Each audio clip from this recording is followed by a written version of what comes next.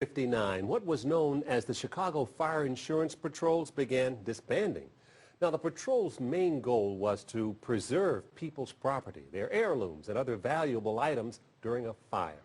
Now, this is a fascinating story because in his new book, The History of the Chicago Fire Insurance Patrol, author Keith Seafield presents the story of the courage and determination of the patrols. Now, Keith Seafield is a lieutenant in the Miami-Dade Fire Department, but he's here to join us because actually, Keith, you grew up here in Chicago as a child. Yes, I did. I was here until 1972 when my family moved to Florida. Okay. So I'm a Chicago native.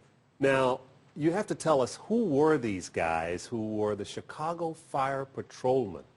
Well, basically, they worked for the insurance companies. They were organized and funded by the insurance companies, and it was their job to minimize the damage on fire scenes. So what they would do is respond alongside the fire department, and say a fire was on the third floor of a building, they would go to the floors below, and they would bring their waterproof tarps and cover all the contents to protect them from damage from the smoke and water. Wow. And so these guys had been in action for a long, long time, and they would show up at the scene of a fire along with the firefighters. That is correct. They were around since 1871 is when they were first organized by the insurance companies. And they did this because with the new paid fire department and their high-volume steam engine pumps, a lot of water was being put in the buildings. So they noticed that their fire damage claims were decreasing, but their water damage claims were increasing due to the high volume of water put into the buildings. Sure. So the buildings were being saved from fire, but the contents were being destroyed by the over-application of water. Right. Now, where were these guys? Just in Chicago? Well, at one time there was 23. All the big cities had them, New York, Boston, all of them, Chicago. The first one was New York, and they were around since 1839, I believe. So, but these guys were true firefighters. They would assist the fire department on fire scenes. They would pull a second line off an engine or man a life net or raise a ladder. 17 of these guys died in the line of duty. Really? That we know of. There may be some more. We don't have the complete records on it, but 17 of them died. This is a fascinating book. You have wonderful pictures. Where did you gather some of these photographs? Well, that was the hard part. Contacting former patrolmen, and most of them had photos in their collection. That's how I was able to acquire them. Yeah, and you show many of these are old black and white photographs showing them in churches and buildings.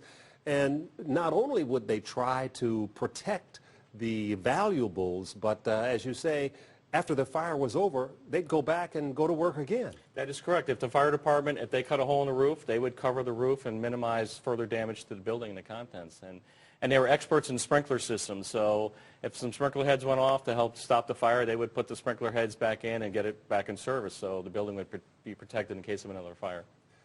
So what happened? Why did they begin disbanding these units? Well, I think it got to the point where the insurance companies didn't want to continue funding them, because these guys made about the same amount of money as the firefighters, and they had their pensions and the upkeep on the stations and their apparatus, so they just decided to disband the service, and if the claims increased, they would just raise the rates. And they were funded by a 2% insurance, 2% surcharge on your insurance policies. That's how they were funded. Now, when they'd show up at the scene of a fire, would they have their own apparatus, or would they show up in a car? No, they had their own apparatus, and they were really interesting apparatus, too. As a matter of fact, the fire insurance, the Museum of Fire Museum of Greater Chicago had 3 of these old patrol rigs in their collection, and they had to downsize the collection. So what they did is they sold me one that my grandfather actually used to ride on. So I have his rig. It's down in Florida. I'm doing a full restoration on it, and I'm going to put it in car shows and parades. That's just amazing work. And, when you think about the fact that the insurance companies felt that there was a need to help keep their claims lower. That's correct. But at the same time, they were helping the business owners and the people whose valuables they were protecting. Absolutely. I mean, you can have a fire at your house, and the insurance company can write you a check for the damage, but what about a family heirloom, something that's been in your family for 50 years? They would protect stuff like that. You can't put a price tag on that. So they did a valuable service, and they risked their lives like the firefighters did. Oh, it's a fascinating book. And, speaking of heirlooms, when you show up at a fire, and I've been to many, many, many of them, the thing that people miss the most, usually the photographs and the personal items. It's not the TV sets and things like that. Exactly. Yeah. Well, thank you so much. I mean, it's great, Keith Seafield, having you here with us. Thank you. And he is going to be having his book is The History of the Chicago Fire Insurance Patrol, and the website is on chicagofirepatrol.com.